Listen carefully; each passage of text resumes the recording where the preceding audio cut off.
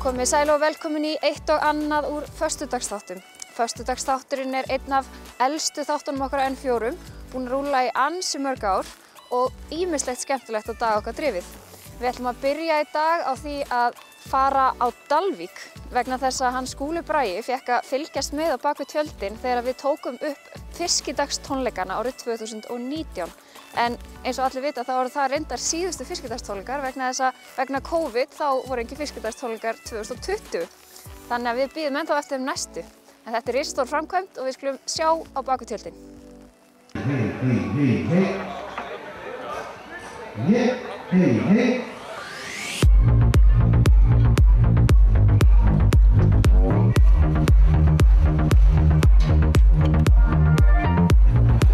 Í dag erum við, held ég, það bil 15 sem erum á vegum N4 að mynda sjóið.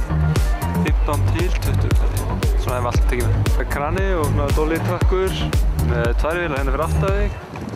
2 vélar sikkur á megin, 3 á sviðinu. Stjórnborðið í bílnum hana. Hann verður kukl og þar verður Árni Þór að klippa á saman Gústaf og Maríu Björk og fleirum. Þetta alveg klárlega stærsta verkefni ársins á N4 og örugglega eitt stærsta sjónvarsprodúksjón á tónleikum að minnsta kosti á Íslandi á hverju ári. Þannig að þetta hefi.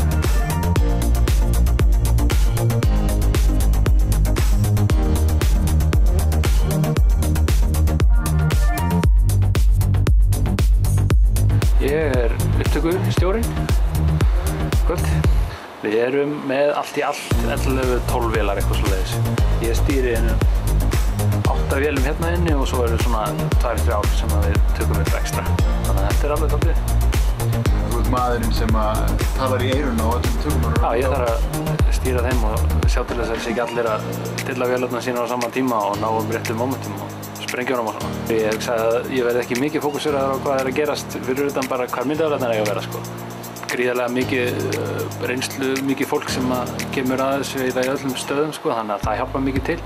En þetta eru fundir svona fram á og maður þarf að fara á æfingar og setjast niður með þeim sem að skipuleggja tónleikana og sjá hvar stórstjörnurnar að koma inn og hvar sprengjurnar koma og svona. Þetta eru nokkrir dagar í fundi og undirbúning og svo svona síðustu 2 dagarnir eru þetta dálítið strangir. Er eitthvað fyrir ykkur í maðurum? Alltaf svolítið sko, bara spenningur sko. Það hjálpar? Já, ég held að hjálpi sko. Maður nær fókusnum svona eftir og overfókusnum eins og við kallum það. Nú klukkan hvað, 3 og æfing klukkan 5 styttist í þetta. Er alltaf verið klárt búið að tengja þetta vélar? Mér sýnist það bara, það er komið mynd hérna á vélarnar og komið hljóð og byrjaði að soundchecka þannig að þetta lítur bara mjög vel út.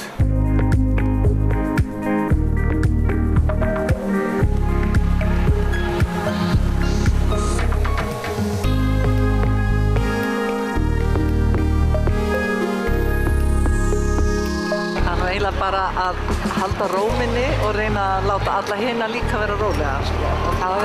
En auðvitað er ég framleiðandi að þessu og ég á að gera eitthvað svona smottir í en eiginlega bara þvælast ekki mikið fyrir. Þetta er stærsta verkefni sem ég gerir. Þetta er margra daga og vikna undirbúningur og þetta náttúrulega byggir á gömlum grunni. Við erum búin að gera þetta síðan 2012 þannig að þeir sem byrjuðu á þessu þau bjuggu til mjög flott konsept sem við höfum svo verið að þróa og þetta er það stærsta sem N4 gerir á hverju ári. Við höfum verið að leggja mikla áherslu á að tökumennirnir séu fagmenn á Norðurlandi svo þeir þurfi ekki að koma langt að líka bara til þess að þjálfa upp þetta skiptir miklu máli að við höfum þjálfa krú í þessu sem er hægt að ná ýmislegt fyrir þeirra og það hefur okkur tekist en utan þurfa einhverju að gista og þá er gott að þekkja fólk sem býður upp á gistingu og sem betur eigum við gott orðspor og sem betur er N4 mjög það er mörgum ekki vænt okkur og það er auðvelt fyrir okkur að biðja fólk greiða og við höfum svolítið verið að gera það. Ég ætla ekki að gera lítið úr því að Kukl og þeir snillingarnir þar, þeir eru að koma frá Reykjavík og auðvitað er þetta mest í nösunum á okkur en þetta er samt sem áður þegar allt í einu þegar við bara áttum okkur á því að við værum bara með Norðlendinga þá var það svona svolítið, já, þetta getur við.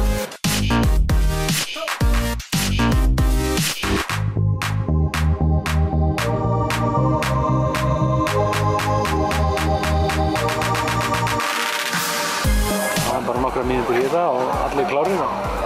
Gerðu ekki ná eftir, ferði í eitthvað sett són eða hvernig gerir þetta?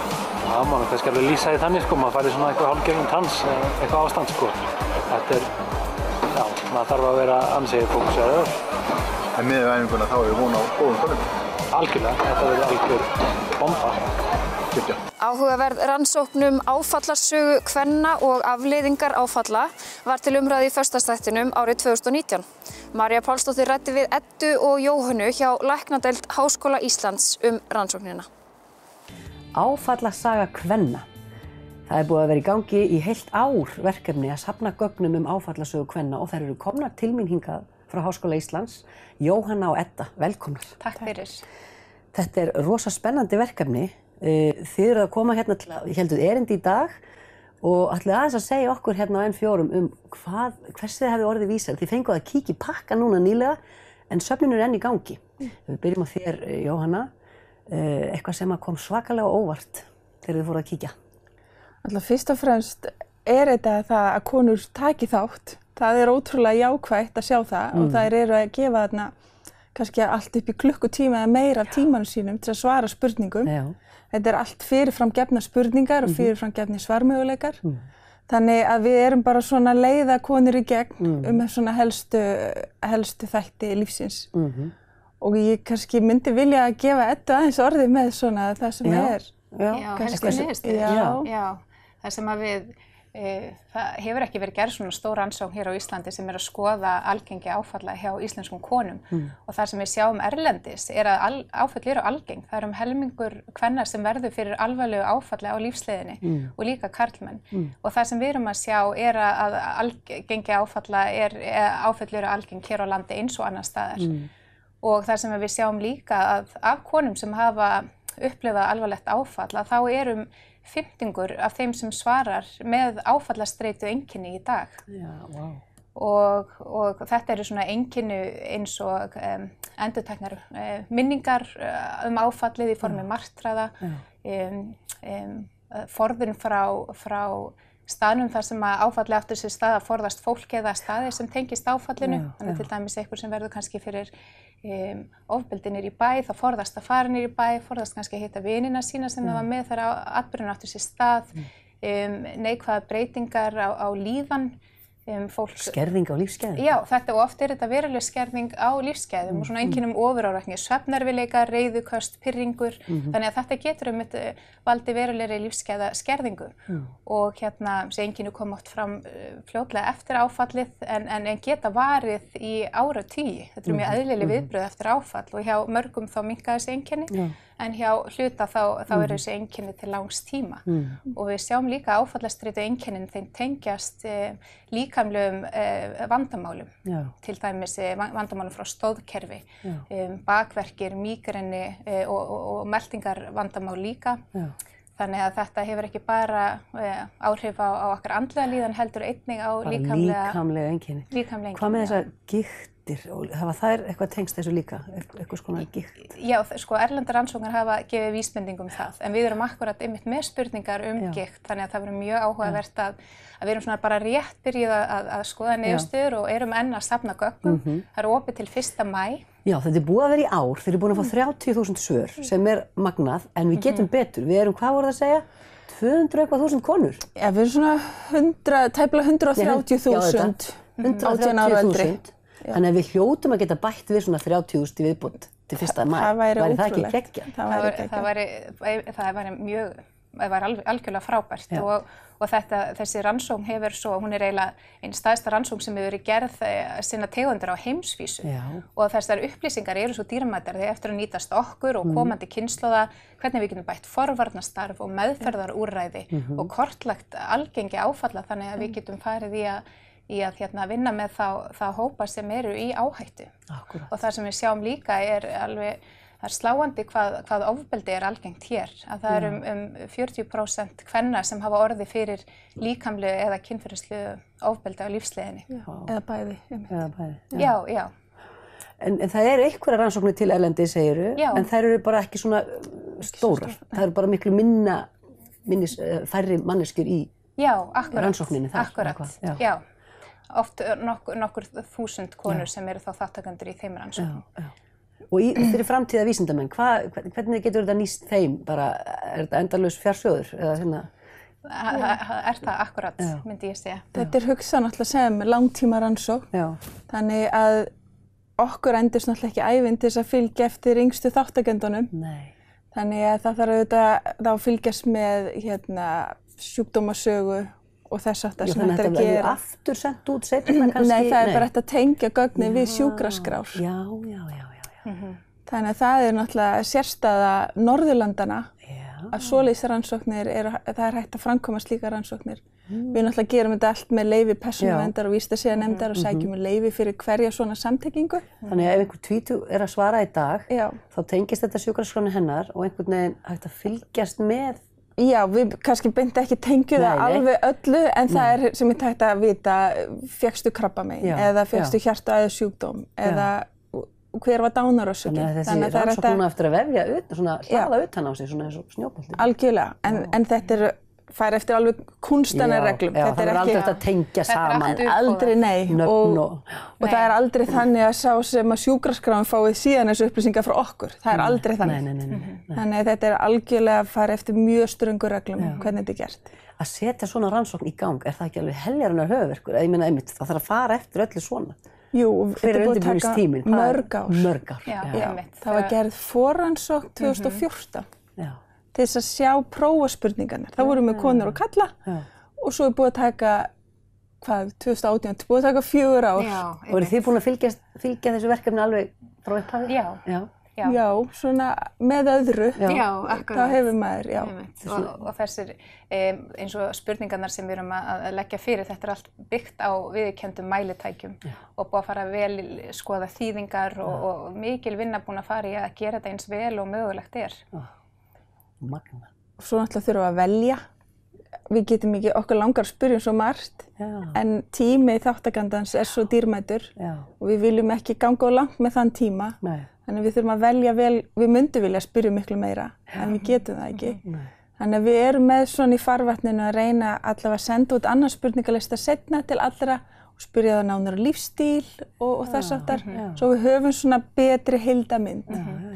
Og ég vil kannski koma í framfæri hvað við erum ofboðslega þakklátar þeim konum sem hafa gefið sér tíma til að taka þátt. Þessum 30.000? Já, 30.000 og endilega hvetjum konur sem hafa kannski skráð sig inn en ekki klárað að svara inn á áfallasaga.is að ef þeir hafa tök á því að klára að svara spurningarlistunum eða þær sem hafa ekki tekið þátt, algjörlega óháð áfallasögu, hvort þeim hafa ekki upplifað áfalli eða upplifað áfall, að taka þátt til 1. maí og við varum afskaplega þakklátt fyrir þeirra framlag. Það eru kannski fleiri í sömu sporum og ég.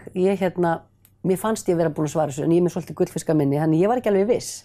Þannig ég fór inn á heimasíðuna og skráði mig inn með símanúmerinu eða persónu skilríkjum og þá fékk ég bara, þú hefur annarkvort lokið þáttöku eða eitthvað, þannig ég var ekki alveg með á hreinu en þá er hægt að koma staði með því bara senda okkur póst. Til að vera alveg viss. Bara áfallasaga@hi.is og við getum kannað fyrir ykkur. Því að það er frábært ef sem flestir taka þátt. Og maður ætti að hafa fengið það ekki ef maður er á aldrinum 18 til 69? Já, það ætti að hafa fengið boð. Við höfum samt ekki náð kannski til allra kvenna. Við höfum sendt SMS eða boðsbréf. Já, bara svona sniglapóst. Já, en við fáum alveg helling endursent. Fólk hefur skipt flutt eða... Þannig ef fólk kannast ekki við hafa fengið neitt frá ykkur, þá bara getur það haft samband. Farið fyrst inn á áfallasögun og reynt að skrá sig inn eða bara haft samband. Já, bara áfallasaga.is, byrja þar og aðtók hvort þú getur skráðið þar inn. Þannig að það væri mjög gott skref. Og það er ekki þannig að ef þú hefur ekki fengið boð að við viljum ekki fá þig inn í rann. Það er alls ekki þannig. Við viljum fá alla konur inn. Akkúrat, 18 til. Og svo er líka 70+ hópurinn sem er svo guðvelkomin þó hann hafi kannski ekki fengið SMS eða neitt. Þá eru þær líka auðvitað. Já, þetta var bara, það er dýrt að boða í rannsóknina og við höfum meira sér líka verið með fyrirtæki sem hringir eftir SMS-ið til að hvetja til þáttöku. Þannig að þetta hefur verið tekið mikið tíma og nokkuð kostnaðarsamt. Hvernig svona fjármagnað? Leiðinda spurning. Af styrkjum og Unnur Anna Valdimarsdóttir sem er prófessor við læknadeild, hún hefur hlotið stóra erlenda styrki sem hafa fjármagnað þessa rannsókn. Annars væri þetta ekki hægt. Nei. Og þá byggjast þessi styrkir sem mjög erfitt að fá á vísindastarfi hennar hingað til. Þannig að það alveg rosalega dýrmætt að fá að vinna með henni og þessu teymi. Frábært. Hún var einmitt leiðbeinandinn okkar í okkar doktorsnámi, þannig að við svona leiðumst í að vinna með henni áfram. Hvað þetta stór hópur sem stendur að þessu? Vitið þið það?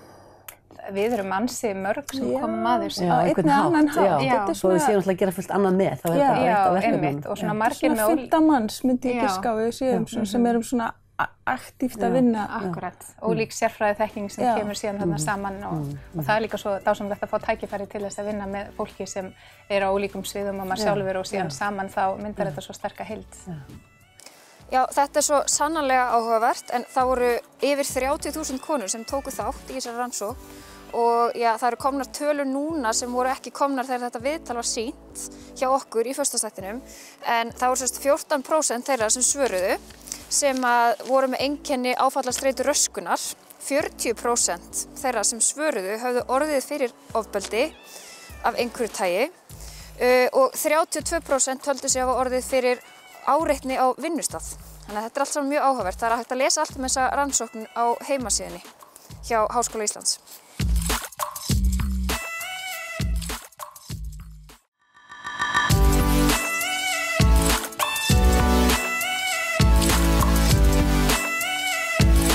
Reglulega erum við svo heppin að fá að njóta nærveru ljótra hálfvita í föstudagsþættinum.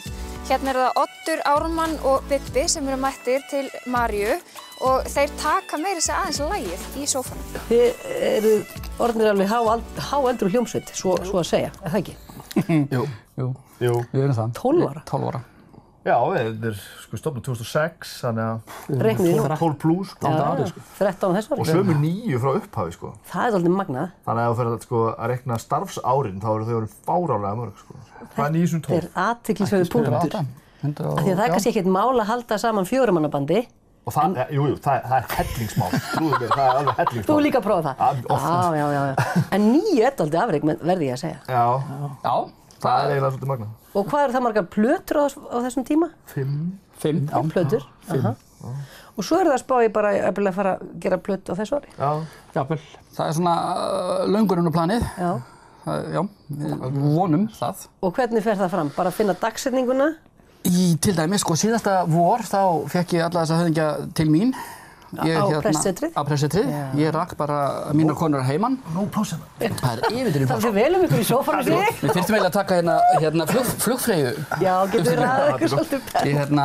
Ég fekk alla til mín á pressetrið og dömurnar fóru bara, það hefði verið gott að vera búin að fá göngin. Þær fóru til Húsavíkur.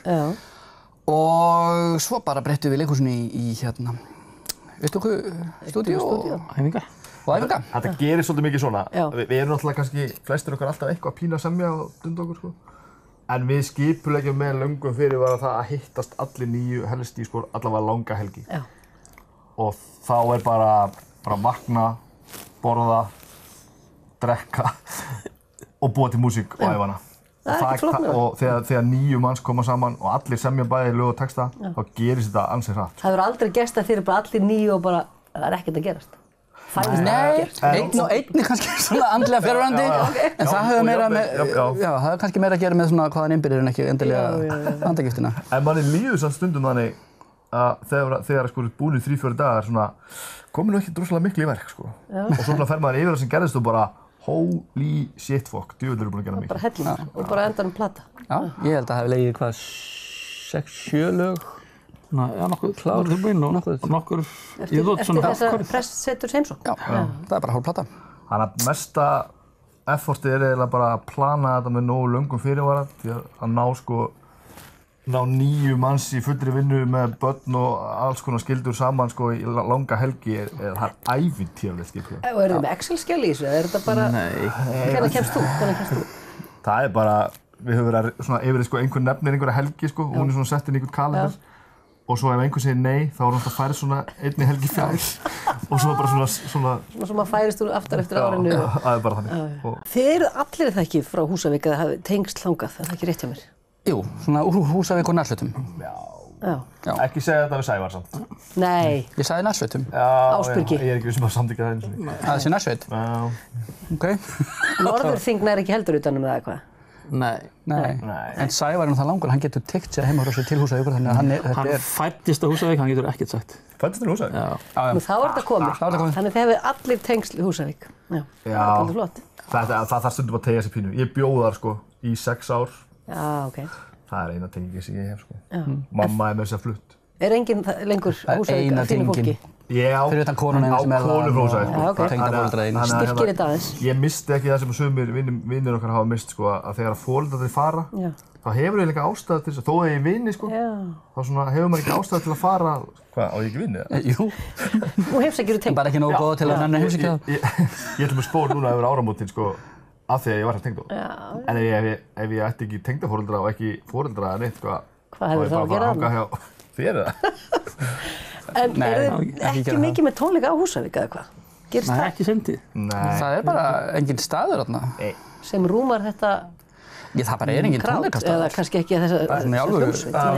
Algjört aðstöðu klunn hann á Húsavík. Býtu, þarf ekki að gera eitthvað í því þá? Jú, fólk er bara fucking skamma sína. Bara áskorun, ég er með. Nákvæmlega, það er bara nákvæmlega. Á meðan, og þá er það bara Grænihetturinn og göngin. Nú eða Víkurskarði. Annars lagði Skjólbrekku. Gríðarlega gaman að spila þar. Já, það er svona mitt á milli kannski. Við spila á Breiðumel líka. Já, það er langt síðan. Það er svona nærsveitirnar. Þær ná að félagsheimilega stemningin er líka mjög skemmtileg. Við vinnum með okkur sko. Er svo Skálmöld líka að fara að gera eitthvað stórt? Já, við komum heim rétt fyrir jólin, tókum svona Evrópusprett þar, svona suður og austur og svo fyrir við aftur í febrúar og mars. Það er svona Skandinávía og eitthvað svona venjuleg Evrópa. Þetta er mikið úthald. Er þetta bara svona lífið? Túrar, Evrópa, Ísland. Já. Og vinna bara, ég ætla að vinna í og svo ertu líka að vinna? Já. Hefur þið heyrt hugtækið kulnun? Já. Streita? Já, algjörlega. Ég sagði þetta alltaf að ég væri bara í rosalega mörgum hljómsveitum af því að ég myndi gera það í staðinn fyrir að eiga börn. Já, nú ertu líka með börn. Já, nú er ég 2 börn, sko. Það ertu ekki aðeins að svona passa upp á þig? Jú, eða bara henda þeim. Annarkvort? Jó, auðvitað. Þetta er mikið skipulega og svona. Það er ekkert eitthvað sem að þið þurfa að koma á framfæri annað en lagi sem þið ætlaði að spila fyrir okkur. Vil ég segja eitthvað þetta lag? Þetta er gamalt lag. Þetta er gamalt lag. En samt af nýjastu plötunni? Já, samt nýlegt. Þetta er nýlegt með okkur. Gamalt en nýlegt. Þetta er yngri en þú. Bibbi, þú samdir þetta? Já. Hó. Á hálftíma. Já, þetta lag var til ótrúlega hratt. Þá vorum við í æfingabúðum í Borgarfirði. Við vorum alveg alltaf það. Og svo tókum við þetta upp í Hrísey. Síðasta plata var tekin upp. Þá fórum við bara 2 helgar, 10 daga eða eitthvað. 2 helgar á viku í. Og þar rigguðu upp stúdíó eða er eitthvað stúdíó þar? Nei, við byggum til stúdíó úr Sæborginni. Og þar vorum við bara 9 í hálfa mánuði. Það voru 14 dagar. Þetta var frábær tími. Var það sumar? Þetta var fáránlega gaman ágúst. Og þetta var einmitt bara læfa til lag og texti bara á hálftíma og svo var þetta spilað inn bara á rauntíma. Og þetta er... Bingo. Já. Og þú líka textan? Já. Hvað fjallar lagið? Lagið heitir Horsiló. Já. Hvað fjallar það? Ég veit það ekki. Heima í Horsiló? Dystopísk útópía. Takk kærlega fyrir að koma í þáttinn og góða skemmtun á Græna hattinu. Takk. Takk að þér. Og svo fæ ég að heyra lagið. Yes.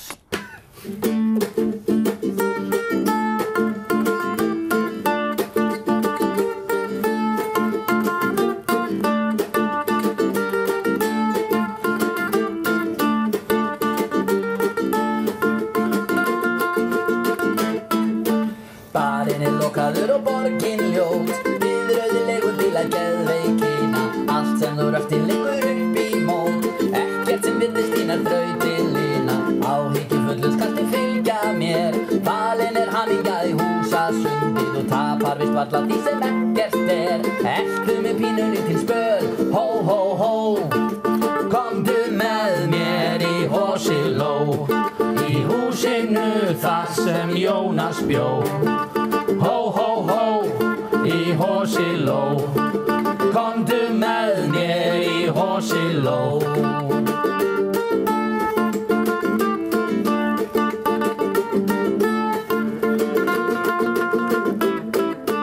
Vantaði fyllir í og félagsskap. Fínasta landa eða raunar meyjar í bítið. Þú getur fengið morgun mat sem minnir á sveitina og Bretlands eyjar. Kaffið rjúkandi og kjötið meirt, klósettið teppalagt og stjettin líka, busjó sem allir geta prufukeyrt og peningar liggjandi út allt. Hó, hó, hó, komdu með mér í Hosiló, í húsinu þar sem Jónas bjó.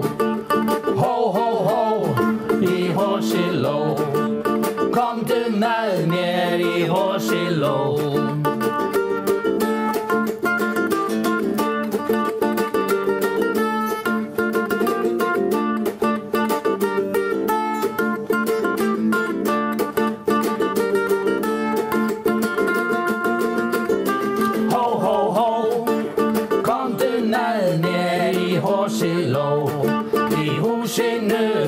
Sem Jónas bjó. Hó, hó, hó, í Hosiló. Hó, hó, hó, komdu í Hosiló. Komdu með mér í Hosiló, í húsinu þar sem Jónas bjó. Hó, hó, hó, í Hosiló. Komdu með mér í Hosiló.